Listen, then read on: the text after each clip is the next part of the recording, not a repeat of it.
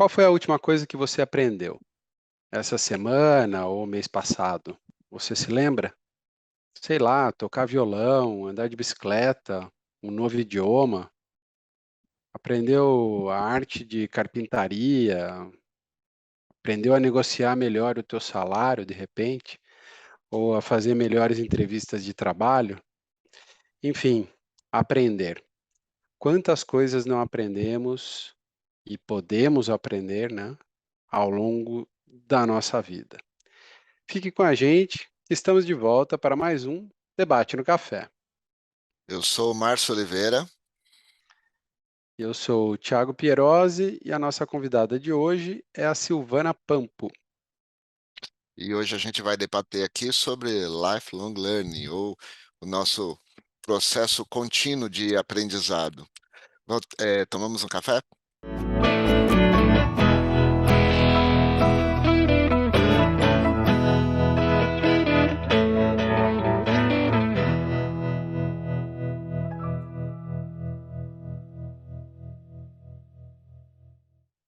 A Silvana é General Manager na Renault Latam, founder do Instituto Connect e conselheira de empresa, além de autora de 2 livros na área de gestão de pessoas.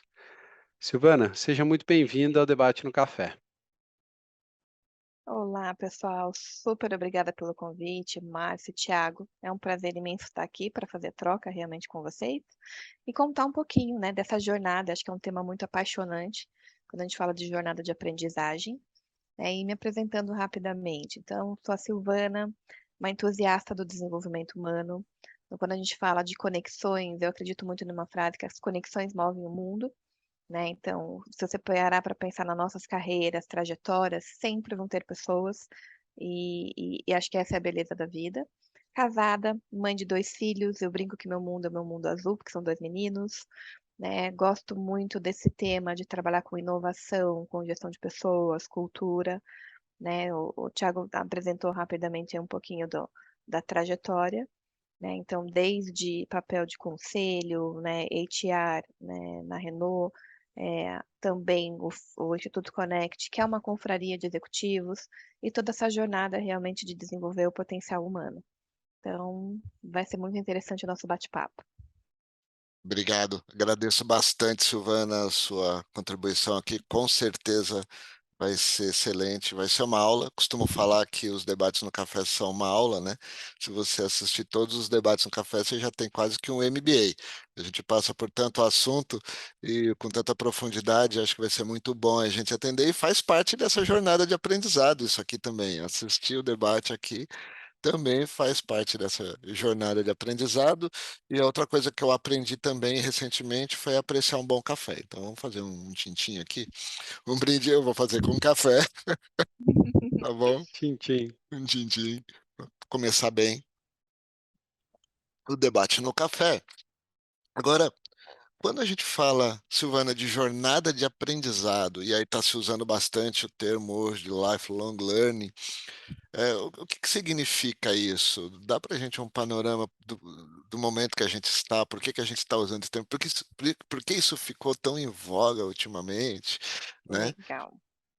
Eu acho que isso até acelerou muito, se a gente para olhar agora uma janela pandemia e pós-pandemia, vocês vão recordar que no momento que começou a pandemia era todo mundo compartilhando tudo, livro, material, conteúdo, e foi até um turbilhão de informação, porque até fica tóxico, porque você fala, tá, o que que eu faço com tanta informação e Sim. como que eu gerencio? Mas pegando ao longo da evolução, o lifelong learning é uma jornada de realmente aprendizagem. E aí uma reflexão que eu gosto de provocar muito é quem se basta o que aprendeu na faculdade. Então, se você para olhar, né, seja na área de marketing, lá não se falava tanto de marketing digital, dos influencers e tudo mais.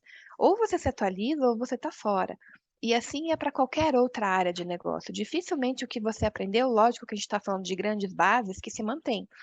Mas a forma com que você interage, a gente está falando de tanta tecnologia, tantas coisas novas, que precisa, né, dessa jornada e dessa ansiedade de fato de aprender o novo. e é muito mais comportamentos individuais. Ninguém vai te pedir, falando, você tem que fazer, ou vai aprender e tudo mais. E a forma de aprender, ao longo do processo, foi mudando. Então, quando a gente para recordar na graduação, as pessoas escolhem a graduação como se fosse ad eterno. Hoje, está cada vez mais comum as pessoas pivotarem carreiras, né? Então, seja de engenharia para uma outra área, seja um executivo empreendendo e assim por diante, e as pessoas tomando decisões de vida que impactam realmente o que as fazem felizes, qual que é o caminho que elas querem, no que elas de fato são boas e no que elas contribuem. E vocês vão também recordar, putz, eu terminei uma graduação, o que era normal? Escolher qual era a pós. E assim você ia contando quantas pós-graduações você tinha. Hoje, não necessariamente. Então, assim, a gente democratizou muito a informação e democratizou de uma forma criativa. O próprio café que a gente está falando aqui é uma forma de estar tendo acesso à informação. A gente está falando de uma série de cursos online, cursos de universidades internacionais que são gratuitos. Está falando de uma série de conteúdos que basta saber, putz, o que eu quero aprender e aonde eu vou acessar. Qual que é a curadoria que a gente vai fazer a partir disso para buscar esse novo? E principalmente, que é dar um frio na barriga quando a gente para imaginar, até as próprias graduações estão sendo questionadas. Então, o modelo que a gente ensina tradicionalmente, talvez ele não seja tão sustentável ao longo do prazo. Por quê? Porque a gente está falando que uma área de exatas ou de humanas tem que andar lado a lado para desenvolver um produto que vá fazer sentido para o consumidor final. E não necessariamente só médicos que não conhecem de inteligência artificial, de tecnologia ou de qualquer outra coisa, pensando lá na frente em produtos nessa área. Então, está se reinventando um pouquinho, e eu acho que quando a gente fala de lifelong learning, é se permitir a vivenciar essa jornada. E para cada pessoa vai ter um time e um sentido, vai encontrar a melhor equação do que para ela é a jornada de fato de aprendizagem. Eu acho que o importante é a gente entender que a vida, se antigamente, há algumas décadas, talvez umas 2 ou 3 décadas atrás, a gente imaginava-se que acabava a faculdade. Quando eu terminei a faculdade, eu não vou falar quando foi, eh, eram poucos que falavam de pós-graduação. Nossa, até porque nem tinha tanta oferta, né. Estava começando a falar de MBA só, né, o termo, então nem Uhum. tinha tanta oferta, então eram poucos os que falavam, a gente acabava indo fazer pós bem depois. Hoje é aquilo que você falou, o pessoal já sai da faculdade engatado uma pós, ou já querendo mestrado, e tem que ter, né. Mas, na verdade, aquele ciclo de estudo mudou, né, foi o que você colocou. Hoje a gente tem muita oferta de conteúdo, eu acho que a pessoa tem que conseguir fazer uma própria curadoria, né, se for da curadoria, a pessoa conseguir fazer a sua autocuradoria para escolher o conteúdo certo, para o momento certo e com o objetivo certo, né. A gente fala de uma vida de aprendizado, não precisa ser só aquele aprendizado que você vai usar para sua carreira profissional, mas que você vai usar para sua vida, né. "Ah, eu quero aprender a cozinhar, eu quero fazer um curso rápido de gastronomia", mas você não tem nada a ver com isso, a sua vida para não, mas não é para ganhar dinheiro com isso, é porque eu quero aprender isso, porque talvez isso vai me dar repertório para aprender mais fácil outras coisas. Então a gente talvez esteja falando de construção de repertório, seria isso? Totalmente. E normalmente a gente não entrega o que a gente não tem e o que a gente não viveu. Então, quando a gente está falando de um mundo que exige do profissional um olhar criativo, um olhar de inovação, disruptivo, né, de adaptabilidade, para ele ter repertório, ele vai ter que vivenciar várias coisas em vários momentos. E aí, qual que é o grande desafio? A gente vive nos mini mundos. Então, se a gente pega os profissionais, sejam de finanças, RH ou qualquer outro, tem o grupinho, né, que discute as temáticas X, tem o segmento automotivo, o segmento de agro e tudo mais. Quando a gente fala de ampliar repertório, é você olhar para outros cenários, porque algo que deu certo em um segmento pode ser aplicado rapidamente no outro. Tecnologia é commodity. Como que você de fato consegue tirar um insight daquilo? E a gente circula nos mesmos grupos de amigos, os grupos de afinidade. E aí, quando a gente fala de ampliar repertório, inclusive quais são grupos que eu não faço a menor ideia e que eu poderia estar passando a frequentar, a trocar figurinhas, a acessar outros conteúdos. Por quê? Porque senão a gente tende a ficar, pensa na nossa própria, né, rede do LinkedIn. Depende de quem você segue, os conteúdos que você vê, já te bitolam Você aquilo. fica na sua bolha ali, né? É tua bolha. Ou você expande ela e vai seguir outras pessoas. E o seguir não necessariamente fala assim, putz, eu não gosto da temática X, ou eu não gosto da pessoa tal. Mas minimamente tá sabendo qual que é o hater daquilo também é importante, porque é um contraponto que você também não está vendo. Então, eu acho que o lifelong learning passa realmente por expandir esses horizontes para sair das nossas bolhas e para se permitir ampliar repertório. Por quê? Porque em situações inusitadas você tem insights diferentes, né? E você consegue aplicar soluções diferentes. Muito interessante. Eu tô escutando aqui, né, vocês falando, eu lembrava que antigamente a carreira que a gente escolhia, né, a formação que a gente escolhia definia a gente para o resto da vida, né. E isso foi mudando e mudou muito ao longo dos anos e, sobretudo, nos anos mais recentes. Eh, Silvana, o aprender, existe uma forma de aprender a aprender, né?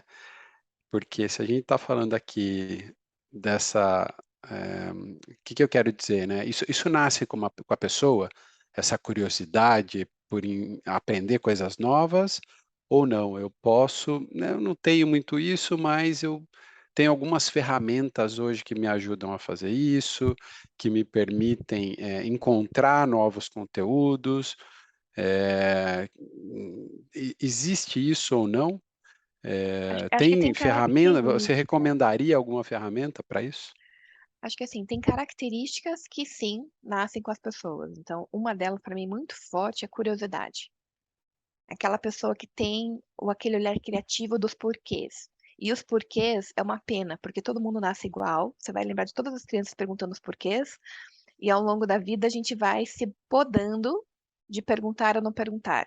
E qualquer um que está ouvindo aqui vai olhar e vai falar assim, putz, até eu estava ontem numa conversa, uma pessoa falou assim, eu me permito, quando eu mudo de área, ter os 100 primeiros dias de fazer perguntas bobas e tudo mais que eu estou aprendendo. Eu falei, desculpa, eu me permito pro resto da vida fazer perguntas do que eu me interessar. Porque acho que o perguntar, você não ofende ninguém. Você está querendo descobrir algo, às vezes é para conhecer com mais profundidade, às vezes é do porquê não. Então, eu acho que esse processo a gente vai se perguntando internamente, tipo, putz, eu vou fazer essa pergunta? Não, é muito boba, não vou colocar na mesa ou algo do gênero. E vai perdendo esse processo. Então, acho que a curiosidade é inerente, tá? Pessoas com mais curiosidade ou menos curiosas. Mas a gente sim desenvolve. E gradativamente as dicas que eu daria, normalmente são temas que você já é apaixonado. São os temas mais fáceis de você começar. Se você detesta alguma temática, você não vai ter vontade de assistir nada, de ler nada sobre e de conversar sobre o assunto. Quando você já tem tendências àquele temática, seja de inovação, seja de liderança e tudo mais, é natural você querer saber mais, você trocar, você querer saber do livro, o que a pessoa te indicou e tudo mais. Então, eu acho que esse é o primeiro caminho para criar um hábito. E o hábito, o que que é? É você gradativamente dedicar tempo para. E o tempo não é tempo necessariamente de falar tal horário, vou parar para ler, ou tal horário, eu vou fazer né, o vídeo, eu vou ouvir um podcast. Eu acho que sim, tem pessoas bem disciplinadas para isso, mas você vai encontrando os teus times. Então, cada um que a gente conversa fala, putz, do deslocamento da empresa, eu vou ouvir no podcast. Ah, quando eu ouço Netflix, eu ouço documentário. Quando eu faço, sabe? Então, vai encontrando alternativas, inclusive nos momentos de lazer. Que eu acho que a parte mais bacana é quando você aprende sem tanto esforço. Sem aquela necessidade, aquela coisa de falar, putz, a parte chata que eu tenho que aprender. Porque é mais um peso. Se você para olhar historicamente, o estudar era um fardo, né? Então, tem que ir para a escola, tem que tirar boas notas, não pode faltar. Então, é aquela caixinha que não é uma caixinha de jornada leve, prazerosa, exceto, lógico, que todo mundo vai fazer curtir a jornada também. Então, eu acho que tem esse processo mesmo de trocas, né? Então, que aí consegue se desenvolver. Legal. Esse processo de troca, desculpa, Thiago, não sei se você ia falar, mas Não. eu acho que ele é extremamente importante. Eu só queria fazer um gancho. Você falou que as pessoas nascem curiosas, né? Acho que sim, nascem criativas. Eu costumo falar que tem um conteúdo, uma palestra sobre pensamento criativo, que a gente fala é que todas as pessoas nascem criativas, mas ao longo do crescimento, né, a gente vai criando as nossas amarras de criatividade.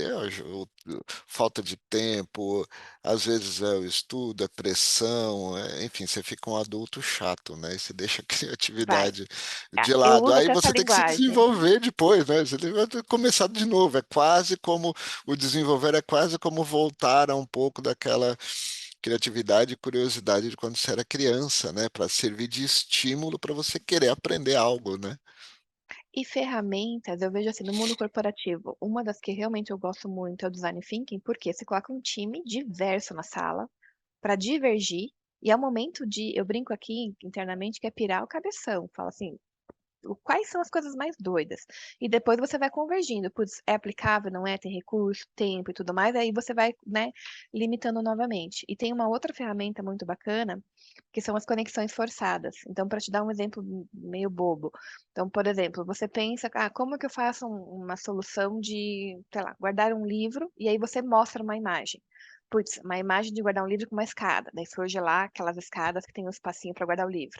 Aí você mostra um sofá. Aí tem aquele que você abre numa parte interna do sofá e guarda os livros.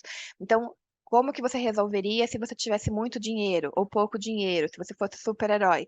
Então, é uma dinâmica com os profissionais, por quê? Porque você vai nos extremos. Você fala, putz, se eu tivesse muito recurso, eu usaria A, se eu não tivesse recurso, eu usaria B. Uma criança de 5 anos resolve esse problema da maneira simples, tal. E aí, com o todo, você começa de volta a convergir. Fala, o que que é factível? O que que eu pego dessa ideia e da outra ideia para complementar? E aí surge um outro conceito que eu acho que é muito forte, né, para nós, ainda mais agora, que é a inteligência coletiva. Então, se você olha novamente, décadas passadas, a gente falava muito dos key talents como uma persona única, que vai dar o resultado fantástico. Você pega os exemplos da seleção, né? A gente vai entrar em Copa de volta, Neymar da vida ou qualquer outro que a gente dê o nome. Ele não vai ganhar o jogo sozinho. É como que todo o time vai orquestrar. E quando você coloca nas empresas que a inteligência coletiva vai te dar o resultado, você vai perder pessoas, porque faz parte, ainda mais agora quando a gente fala do Great Resignation, dos attritions Sim. altos e tudo mais. Mas ele não te impacta tanto a ponto que se você só tivesse uma pessoa, concentrado os recursos nessa pessoa, se ela sai, ela leva muita parte da gestão do conhecimento. Então, acho que cada vez mais, até a forma de aprender e de compartilhar, a gente vai diversificando um pouco e deixando muito mais fluido. Eu ia justamente falar da diversificação, né? A gente já comentou aqui em outros episódios, a gente já falou sobre diversidade e o quanto a diversidade ajuda na criatividade e encontrar soluções para um problema, né? Você trazendo pessoas para trabalhar dentro de uma empresa que tem origens diferentes, conhecimentos diferentes, que nem todo mundo tem tempo para aprender de tudo, né? Uhum. Essa diversidade ela contribui demais na resolução de problemas, né? Porque realmente, imagina alguém que, né, foi estudar teatro e trabalha numa empresa, de repente vai ter uma Uhum. solução que aquela pessoa que só fez uma carreira técnica ao longo da vida inteira, um engenheiro, talvez não vai ter, né? Ou, enfim, acho que tem inúmeros Sim. exemplos, né? E mesmo, por exemplo, né, eu tendo algumas direções, entre elas uma engenharia. Mesmo engenharia, a gente tem aqui, né, Argentina, Colômbia e tudo mais. Mas tem um perfil que é de ser engenheiro. Então, putz, vou resolver um problema, por que não trazer outras áreas de negócio com outros pontos de vista?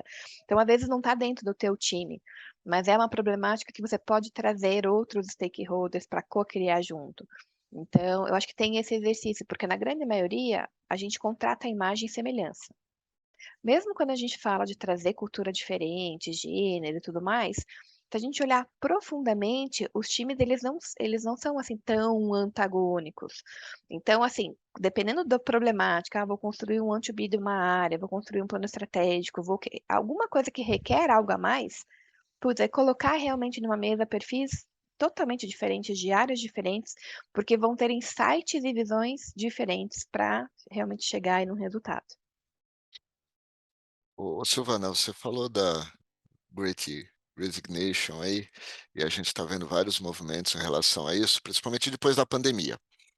Você entende que a pandemia acelerou algumas coisas no sentido comportamental, e que influenciou na busca por aprendizado? A gente sabe que a pandemia mudou muita coisa, influenciou muita coisa. Mudou a forma de trabalhar, as consequências aí acabam sendo, por exemplo, uma Great Resignation, agora a gente está falando de Quiet Quitting, a gente está falando de várias outras coisas, enfim, os termos nascem assim, brotam, né, para tentar exemplificar comportamentos.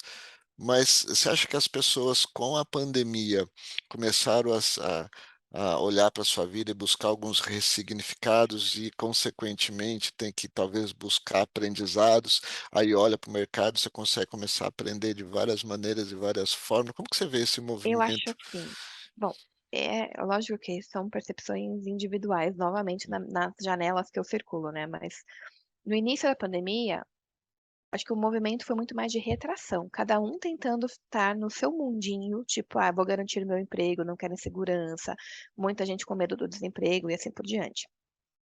Passando essa primeira fase, que foi uma fase do medo, do receio e tudo mais, porque qualquer mercado, segmento, até ter aquela primeira curva de reação, e alguns conseguiram reagir muito rápido, bombar e tudo mais, depois tem um momento de falar, o que que eu quero para minha vida? Ninguém nunca viu tão próximo, né? A gente não gosta de falar do tema, mas assim, a morte.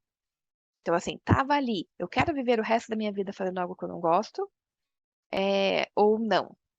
Qualidade de vida. Então, você vive, por exemplo, almoçando em casa com os filhos, podendo sair, pedalar, fazer isso, fazer aquilo. Então, teve-se uma apropriação de um outro estilo de vida, que aí, quando você está voltando de ver por isso que eu quero ou não quero. Tem um outro lado que, como as pessoas tiveram o tempo de refletir, e muitos deles não gastaram, até porque estava tudo meio fechado, ninguém sai comprando carro na pandemia ou algo do gênero, teve reserva financeira para também arriscar. Então, é aquele movimento de falar assim, o momento é agora, e o mercado reagiu pedindo. Então, se você para olhar, tem índices super baixos de desemprego nos Estados Unidos, mesmo com o Great Resignation. Por quê? Porque as pessoas estão saindo de A, mas estão migrando para B, estão empreendendo, estão fazendo algo do gênero. Então, saiu aquele receio e aquele medo do tipo, eu dependo desta fonte de receita para sobreviver. Não necessariamente, cada um está conseguindo encontrar outras formas. Então, eu acho que teve um misto de coisa quando a gente fala do Great Resignation. E, inclusive, a gente vê também um mercado muito mais acirrado globalmente, de pessoas aqui no Brasil recebendo em dólar, de pessoas recebendo propostas internacionais. E aí não tem a ver necessariamente com o Great Resignation, né, na sua pura origem dos Estados Unidos, a pessoa realmente largar, querer mudar ou fazer alguma coisa. São propostas internacionais que ficou muito mais avançado. E aí avançou por quê? Porque a gente teve inúmeras crises. Crise dos componentes eletrônicos, crise disso, daquilo, que requeria profissionais e não só no seu país você estava encontrando. Então foi essa busca realmente, né, atrás aí de onde estavam os melhores profissionais. Então acho que tem esse movimento. Do Quiet Quitting, aqui eu tenho minhas dúvidas, tá? Porque se você olha alguns artigos, tem muita crítica de falar que a geração X, né, Z ou algo do gênero desistindo ou algo do gênero. Eu acho que também tem um movimento das pessoas falarem que tem vida após o trabalho. Então, não quer dizer que ela não seja comprometida com o trabalho, mas está dizendo que, o meu limite é trabalhar, sei lá, até às 18, até às 19. Você não vê mais uma cultura, e isso eu falo por várias outras empresas que eu também tenho contato, de um perfil muito workaholic que a gente tinha no passado. Das pessoas ficarem até as 20, 21, 22. Você não vê isso, e não é só da geração mais nova. Você não vê, inclusive, de top management, né, de uma maneira generalizada. Você vê um ou outro spot. Então, as pessoas também conseguiram aprender a impor um pouco desses limites, a tentar equilibrar a vida, porque no começo da pandemia foi uma bagunça, né? Inclusive para horário de almoço, intervalo. Então, as pessoas começaram a colocar um limitador, inclusive para a saúde mental, o próprio equilíbrio com a família, a qualidade de tempo. Então, ali para mim, eu acho que ainda a gente vai descobrir na prática se realmente é uma desistência, igual muitos artigos estão dizendo, de falta de comprometimento, ou se a gente está tendo uma mudança cultural de comportamento, muito de equilíbrio mesmo de trabalho. Eu acho que é isso, né, eu acho que é de achar o ponto de equilíbrio ainda. A gente está Uhum. vivendo, né, sai de um extremo, está Os vivendo um outro extremistas. movimento agora, que é o Uhum. extremo, que a gente está aprendendo a entendê-lo ainda primeiro, né, entender o que significa isso. Mas eu entendo que sim, tenho o mesmo pensamento que você, que é uma mudança cultural mesmo, a gente ainda não chegou no ponto de equilíbrio, mas a gente vai chegar. Vai, vai. Gradativamente a gente vai migrando para isso. Isso. Me dá um pouco da sensação de que aqui a gente precisa falar de autoconhecimento, né, e as empresas estão começando a olhar um pouco para os colaboradores de uma maneira geral, e se preocupando primeiro com o psicológico, né, desse colaborador, eh, mas eu acho que tem uma questão de autoconhecimento, porque senão você cai nessa, né, de: "Ah, vou mudar completamente minha vida". Por quê? Não sei, mas eu não gosto do que eu estou fazendo, mas aí você fica também procurando e procurando e procurando, talvez você não se ache, né, talvez você não se encontre, talvez você, abandone tudo que você vai fazer. Então acho que essa questão de autoconhecimento também ela é muito importante, né, não sei tua visão aí, Eu tenho Silvana. até um colega que ele usa o jargão que o autoconhecimento é o novo inglês fluente no passado, né? Porque todo mundo fala, ah, tem que ter inglês fluente. Porque hoje, qualquer nível, se não tiver um autoconhecimento, ele não é que não vai entregar, ele vai entregar, mas a gente entrega sem saber exatamente o que que são os nossos gatilhos, quais são as fortalezas, né? Por que que eu faço bem ou por que que eu realmente falhei. Quando você traz um autoconhecimento para a mesa, você sabe exatamente o teu projeto que você vai ter desafiador, fala, putz, aqui eu sei que eu não gosto, sei lá, de temas muito burocráticos. Quem que você puxa para o teu time que vai ter esse olhar? Putz, eu tenho muito tema para desbloquear, que é termos políticos. Quem que me tira do sério? Ah, a pessoa, tá, mas que atitude? Qual que é o gatilho? Então você começa a ter consciência, até para se preparar para frentes, né? Porque a gente vai ter várias, com um trazer na mesa. Ao longo da vida, a gente vai aprendendo a viver, né? É um pouco da criança, tipo, cai, machuca, faz isso, faz aquilo, você aprende. Na liderança, de uma maneira geral, também aprender o que que deu certo e o que deu errado. Mas quando você passa a ter essa consciência de saber das tuas emoções, saber aonde são os pontos de estresse, o que que são tuas fortalezas e tudo mais, ele facilita todo o processo. E, mais uma vez, a gente está falando de temas que ficou muito mais evidentes agora na pandemia, porque quando a gente fala de relações humanizadas, a gente não falava com tanta propriedade. Saúde mental era um tabu, e muito ainda é, porque se você para pensar, tipo, ah, tô com problema no joelho, você vai no ortopedista, tô com problema no olho, vou no oftalmo. É natural. Qualquer pessoa que tá com problema emocional, ela primeiro tem uma briga interna para falar, não, acho que foi só essa semana, foi só o estresse. Ela nega por uma parte do tempo, para depois admitir que precisa de ajuda. E alguns, assim, do tipo, não quero nunca ir para nenhum lugar, tipo, um psiquiatra, um psicólogo, fazer terapia ou algo do gênero. Então, assim, para chegar neste ponto, ainda não está normalizado. Teve um avanço muito significativo, mas eu ainda acho que tem um longo caminho para a gente estar percorrendo. E, em paralelo, a gente está falando de outros modelos mentais internos. A gente sai de comando e controle, a gente sai para o híbrido, porque daí eu não estou vendo a pessoa, dá aquela sensação do tipo, putz, fulaninho que está lá presencial é o peixinho do gestor. Então, assim, tem muita coisa ainda que a gente mexe com inseguranças, com autoestima, com síndromes que a gente fala, síndrome do impostor e assim por diante, que ainda tem uma curva de maturidade para conseguir distinguir, né, para criar um espaço que a gente fala muito de segurança psicológica, de espaço para inovação e uma série de outras coisas, que sem o básico não consegue dar esse outro salto, né? Então, as relações de confiança e tudo mais. Então, tem ainda bastante percurso para vivenciar nessa jornada de autoconhecimento. Agora, Silvana, a gente está falando do ponto de vista da pessoa, né, do autoconhecimento, da busca dela por aprendizado. Agora, trazendo um pouco isso para o mundo corporativo. Você está numa grande empresa, na área de pessoas. Como que as empresas estão? Como que você vem enxergando aí nas suas conversas também? Como que as empresas estão enxergando esse momento? e o que elas estão fazendo no sentido de, eventualmente, proporcionar abertura para aprendizado dos seus colaboradores ou atrair colaboradores, enfim. Você enxerga algum movimento das empresas de como lidar com este cenário? Eu falo até da Sim, própria acho. competição interna. Muitas vezes você tem. A gente conversou aqui com o Sidney Oliveira, alguns episódios atrás, falando sobre geração, conflito de gerações nas empresas. Aí as pessoas estão vivendo mais. Isso é uma outra consequência que a gente tem nos dias de hoje, né? Estamos vivendo mais. Falamos sobre longevidade aqui no episódio passado também. Então, assim, estamos vivendo mais, é natural, por N variáveis. A pessoa que vive mais nas empresas, elas ficam querendo trabalhar mais, tem que trabalhar mais, se aposenta mais tarde.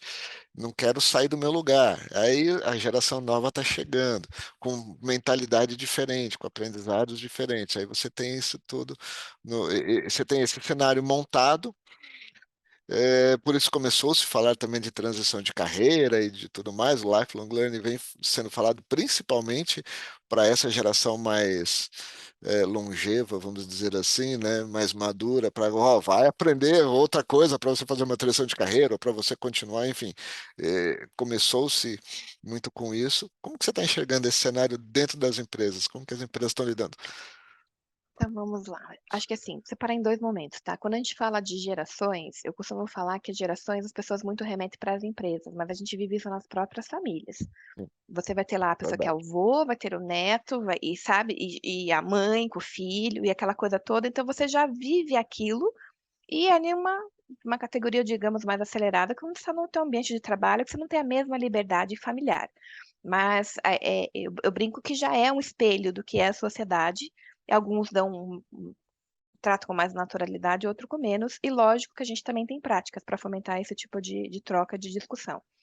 Quando a gente está falando de processos de aprendizagem, eu gosto muito quando a gente tem uma questão de uma palestra muito bacana da Netflix, que fala muito de como que eles instigam os colaboradores para aprender fora e não interno, porque as respostas estão fora.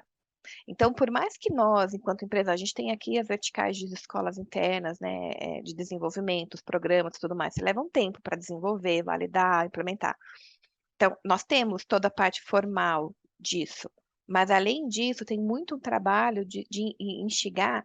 Por quê? Porque vai do indivíduo a buscar fora, a buscar insights, a ter contato. A gente fala de extend ecosystem, então, de expandir o seu ecossistema. Então, assim, qual que é o teu network, qual que é o teu ecossistema, a tua interface com inovação, com startups ou com outras frentes, para te gerar estímulos e aprendizagem diferentes. Porque por mais que a gente traga, vai trazer de novo uma pílula quadradinha de alguma temática, que lá fora tem tanto conteúdo sobre aquilo que você vai poder né, complementar o teu repertório. Em paralelo, tem muito também uma questão de você dar espaço. E o espaço, lógico que não é fácil, e aí são níveis de maturidade diferentes de cada liderança, de cada direção. Mas muito mais, como que a gente instiga e desenvolve a cultura não é permitir errar, porque ninguém tem que permitir ou não permitir, mas como que eu lido com o erro? Né? Como que a gente realmente fala, putz, é permitido ou não é permitido? Qual que é o ambiente seguro? As POCs. Antes não se falava em prova de conceito com tanta veemência. Agora não. Então a gente tem os times squad, tem outras metodologias. Então até a forma de implementar as coisas foram gradativamente estão migrando. E aí é um processo natural, por quê? Porque você vai ser convidado para participar de um squad. Minimamente você vai falar, putz, o que que é agile? Então, assim, a partir do momento que alguém já te instigou, porque precisa do teu know-how técnico que seja para entrar naquele squad, você vai falar, tá, o que que é o squad, o que que é o agile, qual que é o meu papel nisso? Então, assim, você já vai tendo que criar o seu próprio repertório para entrar naquele contexto. E isso vai acontecer para qualquer outro elemento. Não é um processo tão fácil, porque são, de novo, a gente fala de pessoas, cada um tem um timer para aprender, cada um tem um formato, então a gente fala muito, até tem aquele jargão, né, do 70, 20, 10. Então, tem pessoas que vão aprender o the job, tem pessoas que aprendem com a interação com o outro, tem pessoas que aprendem com leitura, com e-learning ou qualquer outra coisa do gênero. Mas a gente está tentando realmente pulverizar, né, muitas práticas. Por quê? Porque alguma delas vai ser aderente para os nossos públicos. Então, tem várias frentes, várias possibilidades que permite estar transitando aí nesse cenário. Legal. Silvana, eu vou trazer uns dados aqui da PNAD, do IBGE, e aí eu quero saber a tua opinião sobre lifelong learning, Uhum. aprendizado, com base nesses dados que a gente tem dessa pesquisa aqui no Brasil, que fala que quase 40% da população acima de 25 anos é ou analfabeto ou não possui ensino fundamental completo. 40% da população acima de 25 anos. E se a gente for falar de ensino médio incompleto, se a gente incluir isso, a gente já está falando de mais de 50% da população, ou seja, 70 milhões de pessoas. Como falar de lifelong learning, como falar de aprendizado com essa sociedade que a gente tem hoje, com esse retrato dessa sociedade que a gente tem hoje no Brasil? Aqui, assim, eu gosto muito de falar dessa ambiguidade, tá? E isso trata para qualquer realidade. Esse dia eu estava em um outro bate-papo falando de inovação, enquanto a gente tem áreas que não tem nem saneamento básico, alguém querendo ir para a Lua, né? Investindo horrores e tudo mais. Então, assim, o mundo é ambíguo. Quando a gente fala de lifelong learning de volta, não é remeter a uma educação formal necessariamente. Lógico que ela é uma base, porque a gente está falando de volta de minimamente um primário, né, um ensino médio ou algo do gênero. Mas quando a gente fala de uma cultura de aprendizagem, a gente tem inúmeros exemplos de pessoas que empreenderam e que não necessariamente têm uma graduação, né? A gente até trouxe um case aqui, né, não tão recente agora, mas de uma pessoa que não tem superior, tem uma grande empresa, exporta para vários países e que ainda ele fala, não fala nem inglês, e exporta para as forças americanas dos Estados Unidos. Então, assim, a gente fala desse tino, sabe, de desenvolvimento de outras habilidades. Agora, se você observa, tem artistas inúmeros que literalmente não foram para uma faculdade, não foram nem terminar o secundário e ganham horrores. Aí, assim, não tô nem dizendo se é certo ou se é errado, porque vai ter várias frentes, né? Então, a gente tá falando muito, até falando com marca de marketing e tudo mais. Me assustou o número de pessoas que hoje são influencers, seja lá no TikTok, sei lá aonde, que ganha muito fazendo marketing digital e que não tem nada de graduação, assim, em um nível tão elevado de marketing ou qualquer coisa do gênero. Então, assim, as pessoas estão encontrando tantas brechas e alternativas de se tornarem profissionais em algumas brechas, que não necessariamente é o título ou o certificado ou algo do gênero. O outro lado também é verdadeiro. Eu tenho pessoas, né, de pessoas que, né, pedem, vou te mandar o currículo ou algo do gênero, com uma formação fantástica, pessoas com duplo diploma ou que já viveram carreiras internacionais e que não se recolocam também. Então, às vezes, você tem um belo de um diploma, tudo aquilo, mas você fala, pois o que está faltando para conseguir? E aí não tem resposta. Eu até tive um bate-papo semana passada com um pai de uma pessoa que está com 20 e poucos anos, nesse perfil que eu falei. Ela, Sil, mas a minha filha é isso e aquilo, tal, não sei, coloca. Não sei explicar, porque realmente currículo tem, sabe? Aonde que tá, como que foi as entrevistas, não faço ideia e tudo mais. Então, acho que o processo de lifelong learning, ele não é tão vinculado só à graduação formal. Até porque a graduação formal, ela nos limita em algumas coisas. Então, tem um livro que eu gosto muito, que é o Desobedeça, do Maurício Benvenuti, que ele fala. A gente aprendeu para ser a mediana. Então, se você tira 9 em uma matéria e tira 6 na outra, o que te manda estudar? O que você tirou 6, para você minimamente tirar 7. Nas empresas, você não fala qual que é a tua fortaleza para você explorar. Não, quais são os pontos de desenvolvimento, quais são teus gaps, quais são isso, quais são aquilo. Então, de novo, você gasta uma energia para se tornar pelo menos médio, que a gente fala de mediano, medíocre naquilo, do que realmente explorar as fortalezas. Então, acho que aqui é encontrar do que você faz bem. O You Lifelong Learning tem que tomar um cuidado, porque vai ter pessoas que vai querer saber um pouquinho de tudo e nada com profundidade, mas pelo menos saber do que estão falando e não ficar tão alienado do assunto. E tem pessoas que vão falar, putz, eu quero aprender muito daquele tema que eu realmente quero. E aí não tem certo e errado, né? Vai ser o que faz sentido para aquela pessoa, para aquela carreira, para aquele negócio. Então, eu acho que tem muito para ser feito. Mas, entrando na educação de uma maneira sistêmica, a gente tem muito trabalho para fazer. Então, assim, números exorbitantes de evasão escolar e de pessoas que não são necessariamente de tão baixa renda assim, então não é falta de uma escola próxima ou algo do gênero, sabe? Então, aí eu não sei te dizer exatamente quais são os grandes motivos disso, quais são as mudanças que estão acontecendo, mas eu sei que tem bastante coisa para ser trabalhado. Eu acho que existe uma grande desconexão, está ficando mais evidente agora, né, nos últimos anos, entre o processo formal de aprendizado, e aí principalmente de escolas mesmo, de ensino fundamental e tudo mais, ah, da realidade que esses próprios jovens já veem por aí. Você deu o exemplo de influencer, né? Não tem nenhuma faculdade. Aliás, não sei se alguma vai criar um curso de Vai como ser querer usar. influencer, né? Mas, de repente é uma oportunidade de negócio aí, ó. Vai ter busca, né? Mas brincando um pouco, mas assim, não tem uma faculdade, né, que ensina a pessoa a ser influencer. Ela é influencer porque ela é, sei lá, tem características, tem apelo, né? Consegue dentro, seja um micro-influenciador ou um grande influenciador, só que eles tornam-se objeto de desejo, que nem antigamente era ser jogador de futebol, né? Hoje é ser influencer. E de fato não tem muita formação para isso. Então as referências acabam mudando, mas existe uma desconexão muito grande. Quando a gente vai para o ensino superior, essa desconexão também continua, né? A gente está falando hoje de um profissional de marketing, que é a minha formação, que tem que entender muito tecnologia hoje em dia, né? Quando eu comecei lá quase 30 anos atrás, né, marketing era marketing, tecnologia, se chamar o pessoal lá o pessoal de informática, a gente falava, né? Não, é o Uhum, pessoal de informática para resolver esse negócio. O que que faz o cara de informática? Ele faz qualquer coisa, ele faz desde consertar o computador até o pau que deu aqui, até desenvolver um uhum. sistema. A gente não tinha muita noção, né?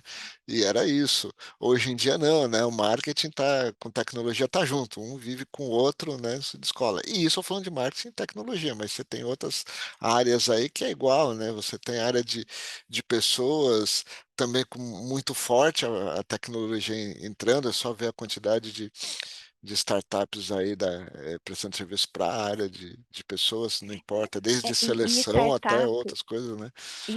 para mim, acho que é um bom exemplo de quando a gente falou de diversidade. Eu tive numa banca, e aí, conversando com um dos founders, né? Era para um aparelho para testar a enzima se você teve ou não ataque cardíaco.